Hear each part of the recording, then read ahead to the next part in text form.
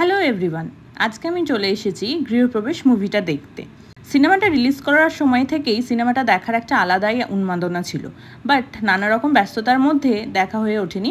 But আজকে একটু free থাকায় মেট্রো করে চলে আসলাম রবীন্দ্র সদন, আর বুক মাই শোতে অলরেডি টিকিট কেটেই ফেলেছিলাম। তো দেখা যাক কেমন লাগলো সিনেমাটা।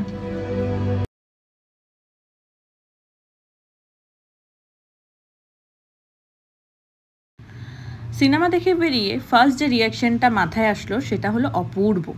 ফার্স্ট অফ অল, হল থেকে তো বেরোতে ইচ্ছাই করছিল না, সিনেমাটার মধ্যে এতটাই প্রাণ ছিল। কি সুন্দর একটা বাড়ির গল্প এখানে ইন্দ্রদীপ দাশগুপ্ত বুনেছেন, যেখানে প্রত্যেকটা চরিত্র সিনেমাতে যেন উল্লেখযোগ্য হয়ে উঠেছে, যতটা গল্প আস্তে আস্তে এগিয়ে গেছে।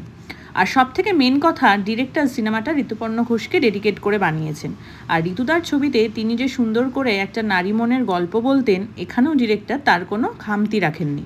সবার অভিনয় দারুণভাবে এনজয় করেছি। শুভশ্রী গাঙ্গুলিও মন ছুঁয়ে যাওয়ার মতো অভিনয় করেছেন। প্লাস উপরি পাওনা হিসেবে জয়তী চক্রবর্তীর রবীন্দ্রসঙ্গীত, আর ক্লাইম্যাক্সে অরিজিৎ সিংয়ের গলায় একটা অসাধারণ গান।